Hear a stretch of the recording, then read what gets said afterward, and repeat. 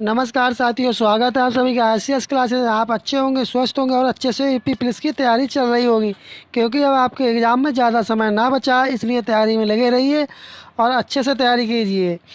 और इस क्लास में लेकर के आए Uttar Pradesh police constable practice set number 13, जो कि इससे पहले 12 सेट करा चुके हैं। अगर आपने ना देखे वो जा कर के देख सकते हैं।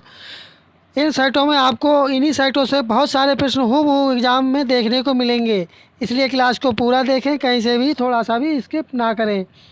बढ़ते हैं अपने प्रश्नों की श्रृंखला की तरफ। पहला प्रश्न अपना है कि निम्नलिखित पहला प्रश्न अपना है कि निम्नलिखित में से किस राज्य में सत्रिय नृत्य शैली प्रसिद्ध है? कौन सी नृत्य शैली? सत्रिय नृत्य शैली प्रसिद्ध है। वह किस राज्य में प्रसिद्ध है सत्रिय नृत्य शैली? तब ये जो प्रसिद्ध है वह कहाँ प्रसिद्ध है? वह जो प्रसिद्ध है वह असम में प्रसिद्ध है। ऑप्शन ए वाला इसका सही जवाब होगा। कौन सा इसका सही जवाब होगा? ए। बढ़ते हैं अगले प्रश्न की तरफ। अगला प्रश्न है कि गुग्गा या गोगा नौमी हरियाणा और पंजाब, राजस्थान, यूपी एवं हिमाचल प्रदेश के कुछ हिस्सों में मनाया जाने वाला त्यौहार है। इसे डैश के त्यौहार के रूप में जाना जाता है, अर्थात इसे किस अन्य रूप में भी जाना जाता है। तब इसमें किस अन्य रूप में जाना जाता है? इसके लिए जाना जाता है नाग पूजा के रूप में, जिसे कहते हैं नाग पंचमी भी कहते हैं इसके लिए। बढ़ते हैं अगले प्रश्न की तरफ। अगला प्रश्न है कि आइसलैंड के राष्ट्रपति के रूप में किसे चुना गया है?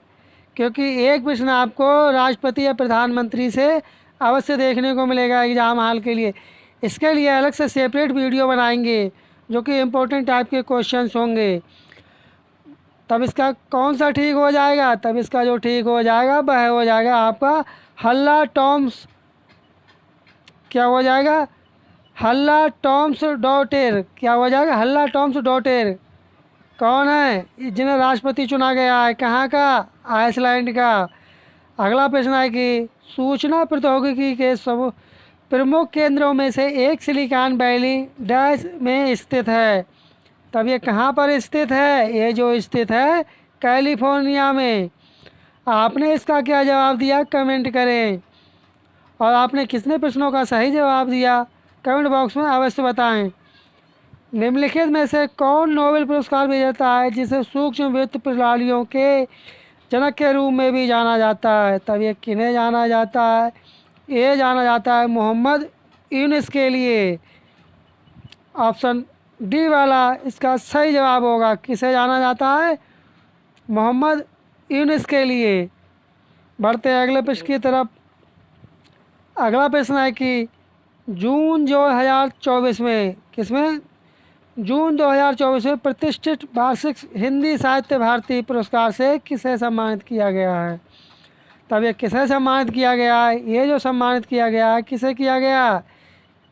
कृष्ण प्रकाश के लिए। किसे? कृष्ण प्रकाश के लिए। ऑप्शन डी वाला इसका सही जवाब होगा। साथियों, क्लास को पूरा देखें, कहीं से भी स्किप ना करें, क्योंकि इसी क्लास से आपको बहुत से प्रश्न देखने को मिलेंगे। बढ़ते हैं अगले प्रश्न की तरफ। अगला प्रश्न है कि संविधान के किस अनुच्छेद में शोषण के विरुद्ध अधिकार दिया गया है? तब वह कौन सा अनुच्छेद है शोषण के विरुद्ध अधिकार दिया गया है? वह अनुच्छेद है 23 से 24 तक। इसलिए कौन सा ठीक हो जाएगा? ऑप्शन सी वाला इसका सही जवाब हो जाएगा। अगला प्रश्न है कि खरीफ की फसलों की बुआई का सही समय कौन सा है? जो खरीफ की फसलें जो बोई जाती हैं उनकी बुआई का सही समय क्या चीज़ है? तब इसका सही समय क्या है? तब इसका जो समय है जून और जुलाई। ऑप्शन ए वाला इसका सही जवाब होगा। साथियों, आपको क्लास कैसी लग रही कमेंट करें, और आपका कोई सजेशन या फीडबैक हो कमेंट करें, और आपने वीडियो को लाइक ना किया हो वीडियो को लाइक कर दें। बढ़ते हैं अगले प्रश्न की तरफ। अगला प्रश्न है कि कर्णप्रयाग में किन दो नदियों के संगम से बनता है? कर्णप्रयाग जो है वह किन दो नदियाँ वहाँ पर मिलती हैं आकर के, तब ये कर्णप्रयाग के नदियों के संगम से बनता है। तब वो कौन कौन सी दो नदियाँ हैं? वे दो नदियाँ पिंडार और अलकनंदा के जुड़ने पर, अर्थात संगम होने पर उसका क्या नाम हो जाता है? कर्णप्रयाग। ऑप्शन सी वाला इसका सही जवाब होगा। अगला प्रश्न है कि भारत सरकार की दीनदयाल उपाध्याय ग्रामीण कौशल योजना DDO-GKY योजना के अंतर्गत जनसंख्या का कौन सा आयु वर्ग शामिल है? तब वह कौन सा शामिल है? वह शामिल है 15 से 35 वर्ष तक।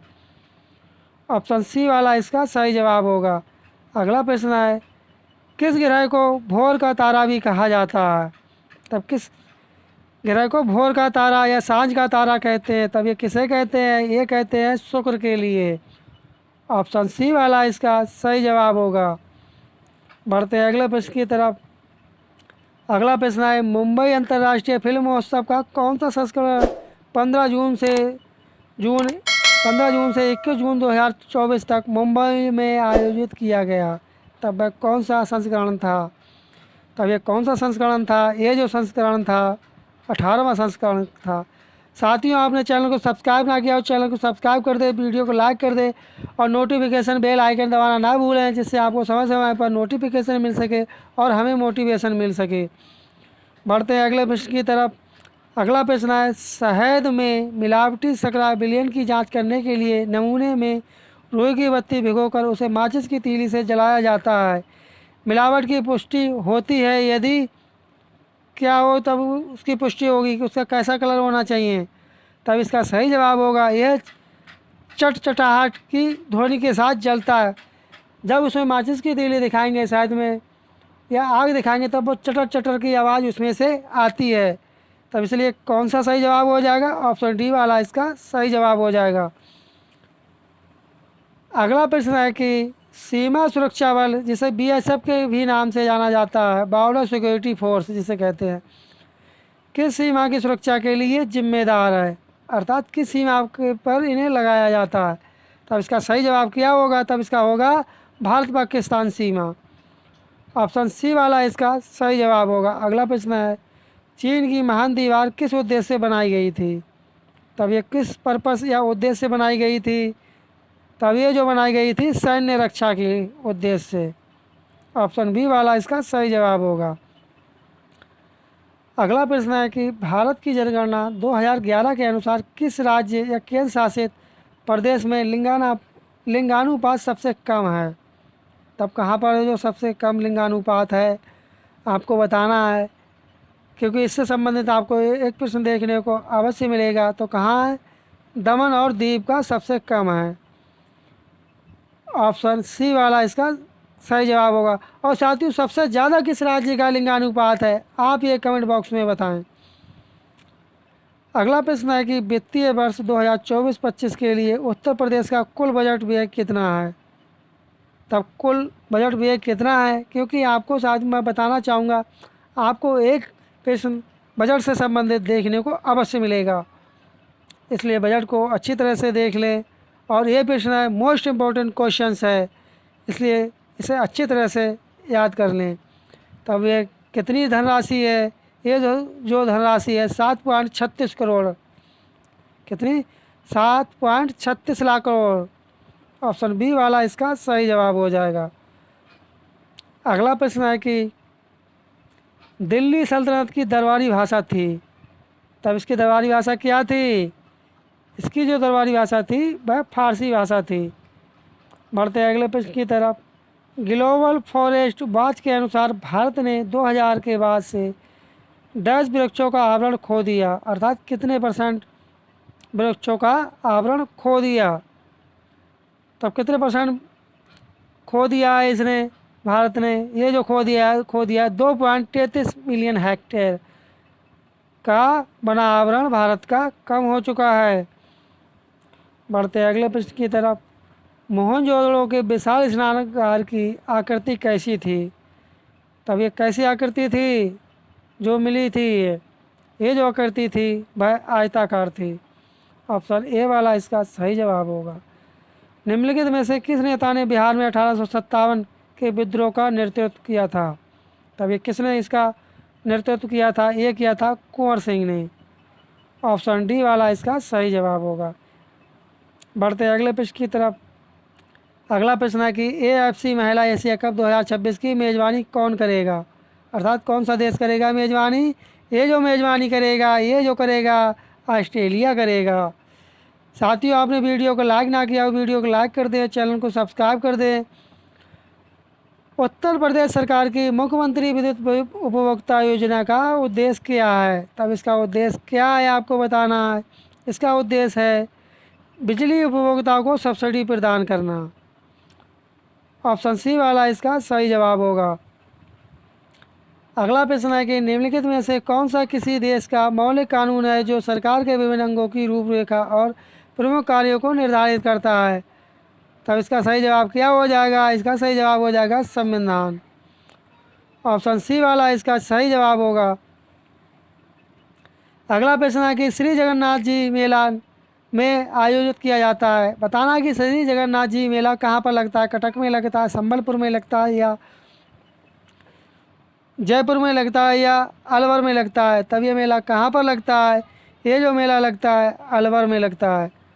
अलवर ये कहाँ पर है? ये जो है राजस्थान में है। अलवर एक ज़िला है साथियों। अगला प्रश्न है आंवले का सर्वाधिक उत्पादन करने वाला ज़िला कौन सा है? कौन सा ज़िला आंवले का उत्पादन करने वाला ज़िला? ये जो ज़िला है प्रतापगढ़ ज़िला है, जहाँ पर सबसे ज़्यादा आंवले का उत्पादन किया जाता है। अगला प्रश्न है कि पहला भारत निर्मित सेमीकंडक्टर चिप्स 2025 में की शुरुआत में वैश्विक बाज़ारों में पेश किया जाएगा।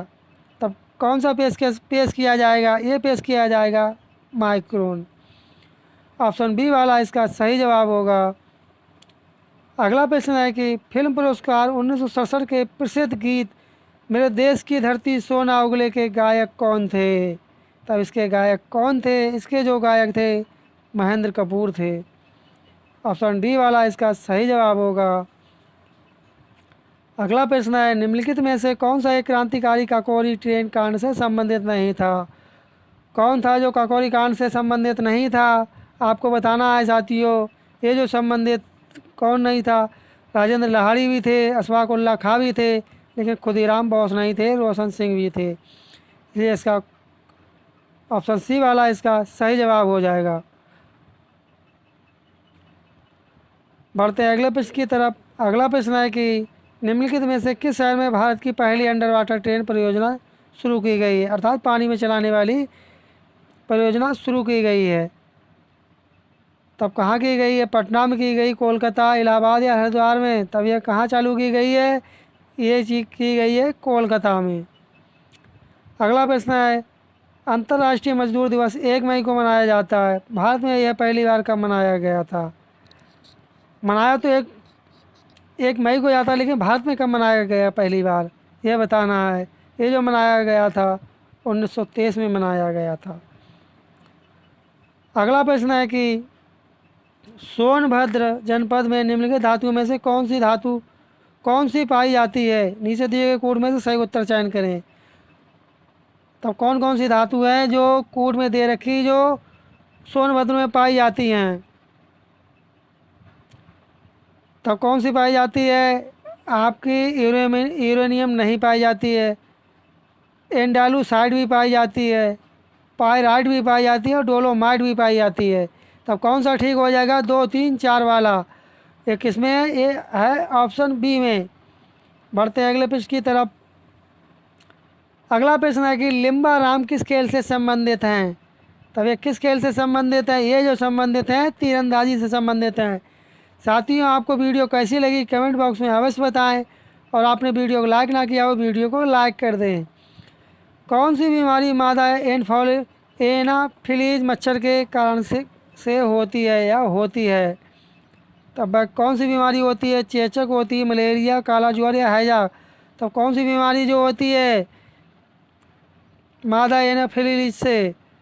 तब ये जो बीमारी है वह होती है मलेरिया। कौन सी बीमारी होगी? मलेरिया। बढ़ते अगले प्रश्न की तरफ। अगला प्रश्न है कि उत्तर प्रदेश के किस जिले में यूरेनियम पाया जाता है? इससे पहले पूछा गया था कि सोनभद्र में क्या क्या पाया जाता है, वहाँ पर यूरेनियम नहीं पाया जाता है। तब यूरेनियम कहाँ पर पाया जाता है? यूरेनियम जो पाया जाता है वह ललितपुर में पाया जाता है। ऑप्शन सी वाला इसका सही जवाब होगा। बढ़ते हैं अगले प्रश्न की तरह। अगला प्रश्न है, लेंस के फोकल लंबाई को मापने के लिए किस इकाई का प्रयोग किया जाता है? तब किस इकाई का प्रयोग किया जाता है? ये जो प्रयोग किया जाता है डायोप्टर का। ऑप्शन बी वाला इसका सही जवाब हो जाएगा। साथियों आज के लिए इस क्लास में बस इतना ही। मिलते हैं नेक्स्ट वीडियो में। और आपको वीडियो कैसी लगी? आपको वीडियो अच्छी लगी हो तो वीडियो को लाइक कर दें, चैनल को सब्सक्राइब कर दें और नोटिफिकेशन बेल आइकन दबाना ना भूलें, जिससे आपको समय समय पर नोटिफिकेशन मिले। और साथियों मिलते हैं नेक्स्ट वीडियो में, तब तक के लिए धन्यवाद। जय हिंद, जय भारत।